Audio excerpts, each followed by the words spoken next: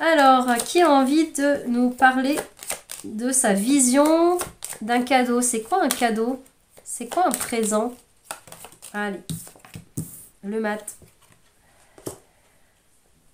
Le mat, c'est quoi un cadeau pour lui? Alors, un cadeau pour lui, c'est souvent du mouvement. Ça doit ça doit être trépidant. Ou en tout cas, ça sort de la zone de connu. Hein. Un cadeau, c'est pas de l'ordinaire. Pour lui, comment dire, les cadeaux pratiques, par exemple, un cadeau fonctionnel qui remplit un besoin concret. On avait besoin, notre cafetière est tombée en panne, ou même, si on veut, hein, même, je sais pas, l'ordinateur est tombé en panne. Le fait de se voir offrir un ordinateur ou une cafetière ou je ne sais pas quoi, un set de cuisine ou peu importe, hein, ou une nouvelle tondeuse à gazon parce que voilà, parce qu'on la voulait, ou un nouveau téléphone. Pour le mat, pour l'esprit du mat, c'est qui n'est pas du tout matérialiste justement, et qui n'est pas dans le quotidien et dans le fonctionnel et absolument pas dans le répétitif, c'est pas ça sa notion du cadeau. Sa notion du cadeau, ça va être dans l'expérience vécue. On retrouve un peu l'idée du chariot qu'on a vu un petit peu en amont. Et aussi, attendez, on l'avait, le fou, il était en complément de qui? Ah, du pendu, mais oui, le côté atypique. Voilà, ça doit sortir de l'ordinaire. Il faut que ça sorte de l'ordinaire avec le mat, le fou. Il faut même peut-être que ça ait un goût d'aventure, un goût de très novateur, un goût de je ne l'ai jamais fait, ou un goût de on ne l'a jamais fait, d'aller faire quelque chose qui n'est même pas très habituel pour le tout à chacun, bien au-delà de son expérience personnelle. Voilà, c'est ça qui peut-être importe pour le mat. Et ce qui est important aussi pour le mat, hein, au-delà de ce côté légèreté, aventure, trépidant, parce que cette arcane est quand même assez particulière, hein. C'est l'arcane sans numéro, elle n'est pas numérotée, elle fait partie des 22 arcanes majeures du tarot, mais il y a 21 arcanes, c'est masculin, numérotés, et le mat est un arcane nommé, mais pas numéroté. Là où l'arcane sans nom était un arcane non nommé, mais numéroté 13. Bref, le mat est quand même une énergie à part dans le tarot de Marseille, même si elle a tout à fait sa part. Elle participe au cheminement des arcanes majeures du tarot de Marseille, cheminement de l'âme, mais justement parce que il symbolise l'âme d'une certaine façon. En tout cas, il symbolise l'être, l'esprit qui va vivre ces expériences symboliques au travers de ce qu'on pourrait voir des étapes, des portes que sont les arcanes majeures du tarot. C'est lui un petit peu symboliquement, c'est une part de nous, c'est notre âme qui se voyage, qui va transiter dans ces étapes de vie et qui va vivre des expériences, qui va en acquérir des clés initiatiques pour grandir, pour monter en conscience et avancer sur son cheminement personnel. Voilà pour la dimension symbolique du cheminement global des arcanes majeures du tarot, mais qui est particulièrement propre au mat, puisque c'est presque plus lui qui va se déplacer dans tout ce... comme un jeu de loi, comme un parcours de plateau, c'est le pion qui se déplace, hein, de fil en aiguille. Voilà, pour vous, pourquoi est-ce que je parle de ça? Quel est le rapport avec le côté cadeau?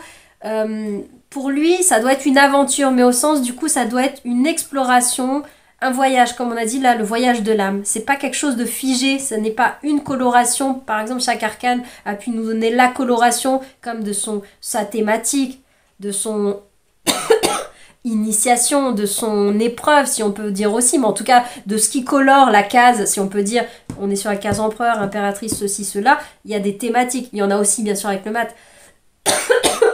Mais le mat, si on voit les cases justement, son essence même, c'est le fait de sortir de la case.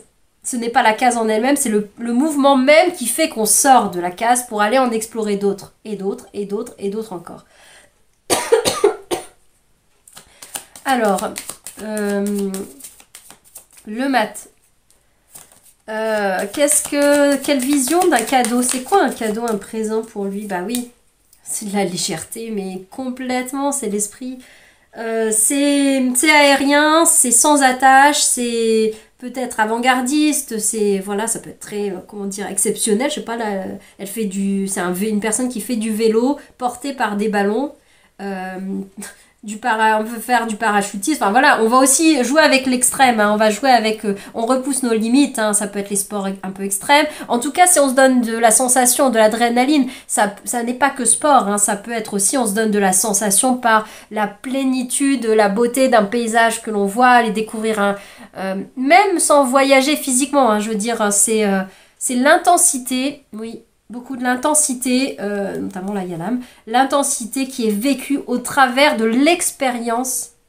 Un cadeau pour le mat, c'est plus une expérience que c'est clairement pas un objet.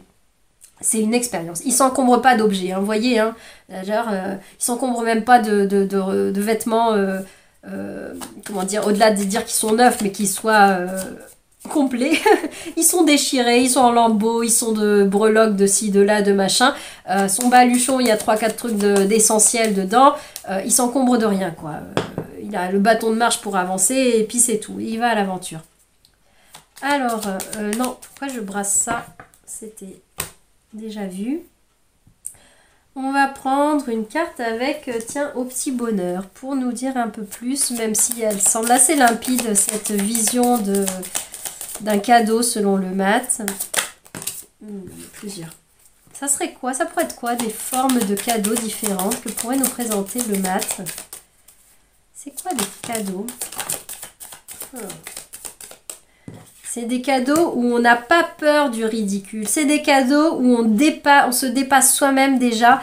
Alors peut-être que d'un côté, ça peut être un cadeau où on pourrait avoir une sorte de fierté un peu égotique quand même à ce que les autres nous trouvent admirables d'avoir fait ça. Nous reconnaissent, nous pointent, mais là pas dans un sens de moquerie, mais des choses que d'autres personnes diraient « Ah, moi j'oserais pas le faire. Oh, j'adorerais faire ça, mais j'ose pas le faire. » Waouh, c'est extraordinaire, c'est incroyable Alors peut-être il y a une part d'ego qui peut vouloir dire ça, hein, c'est un peu se sentir valorisé, glorifié, s'enorgueillir un petit peu de faire des choses, des challenges, hein, d'avoir fait un truc de l'extrême, je sais pas, un sport ou peu importe, ou d'avoir osé quelque chose de complètement atypique, d'aller dormir dans un hamac suspendu au-dessus d'un ravin. Enfin voilà, il y a ce genre d'expériences qui existent, qui nous sont proposées, hein, de façon encadrée, structurée, etc., mais qui existent et qui peuvent être... Alors tant mieux si on le fait pour personne et qu'on le fait vraiment pour soi, pour vivre l'expérience. Mais peut-être qu'un petit peu, ça vous apporte un plus, en tout cas dans l'esprit du mat, ça peut apporter un petit plus un peu narcissique quand même, que d'être vu comme une personne qui ose faire des choses atypiques, qui ose faire des choses où on repousse les limites, ou alors d'aller vers de l'inconnu. Moi, j'aurais pas osé. Enfin voilà, bref, je vais pas me redire, mais il y a peut-être un petit peu de ça. Et pour d'autres, même s'il n'y a pas une quête d'être admiré, reconnu pour ça, en tout cas, se faire un cadeau à soi-même, c'est oser sauter le pas, c'est oser sauter dans le vide, hein, de parachute, faire du saut élastique, et, comment dire, se dépasser nos propres qu'en dira-t-on intérieurs, nos propres peurs, nos propres voix qui nous disent qu'est-ce qu'on va penser de toi, enfin déjà qu'est-ce que ceci, et aussi les qu'en dira-t-on extérieurs, je veux dire, mais c'est surtout une voix intériorisée, parce que si ça tombe, personne va venir dire tu vas faire ça, oh là là, c'est mal, c'est pas bien, je sais pas quoi, c'est dangereux, c'est ceci, au-delà que des personnes physiquement vous le disent, éventuellement, mais dans tous les cas, le plus gros cap à franchir, c'est de se dire à soi-même, j'allais dire, tais-toi, la ferme, à ces voix-là en nous qui nous disent mais qu'est-ce qu'on va penser de toi, non mais on va trouver que t'es une personne trop légère si tu fais ça, tu vas casser ton image, qu'est-ce qu'on va dire de toi, comment on va te regarder, ou alors les gens dans cet univers-là, par exemple dans une pratique, etc., ils vont se moquer de toi, ils vont trouver que t'as pas du tout le style, le look ou la condition physique pour faire ce que tu veux faire, t'as rien à voir avec leur monde et toi tu débarques là, qu'est-ce que tu fous là, retourne dans ta vie quotidienne de petites gens ordinaires et puis viens pas nous voir, nous les gens entre guillemets un peu extraordinaires qui vivent des expériences hors du monde. Voilà, il y a ce rapport entre les autres, ce qu'ils vont en penser, ce qu'ils vont en dire, Peut-être dans le côté flatterie, ou peut-être dans le côté peur, vigilance, voire moquerie, voire oh là là, t'es allé vivre cette expérience dans un ashram ou je sais pas quoi, non mais t'es complètement perché, illuminé, bref. Mais au-delà de ce que diraient les gens concrètement, c'est presque plus que nous, on appréhende que les gens pourraient dire. La magie du quotidien, voilà, c'est drôle parce que le matin, justement, c'est le nain de jardin, la magie du quotidien. À la rigueur, ce qui lui plaît, là je pense vraiment dans le film Amélie Poulain, ce qui le fait délirer, c'est d'être la personne qui embarque le nain de jardin et qui le fait voyager au travers de plein de l'hôtesse de l'air, là, qui l'emmène faire voyager, etc. et envoyer des photos. Là, ça a ce côté joueur aussi et bouffon du roi un petit peu loufoque, atypique, contre-pied, mais gentil, hein, voilà quand même, qui vient bousculer quelqu'un dans son quotidien et dans sa morosité, voire sa banalité de mon nain de jardin, il est à tel endroit, et puis ma petite vie bien rangée, et puis tout est très très très très très routinier. Alors que ça peut être de soi à soi, hein. C'est peut-être notre troll intérieur, notre lutin intérieur qui vient nous faire un pied de nez, qui vient nous tirer la langue à notre banalité, à notre quotidien, et nous dire allez, viens, on va s'amuser un peu, on va faire des trucs qu'on n'ose pas d'habitude, on va faire tout ça. C'est peut-être un peu ça là qui est là, qui peut être vivant avec, avec ses énergies du mat, dans sa vision de c'est quoi un cadeau, c'est quoi une expérience cadeau présent à s'offrir. C'est sûr que pour le mat, c'est vraiment de la présence. Hein. Ça se vit dans l'instant présent. Il ne vit que de l'instant présent, hein, de toute façon, le matin.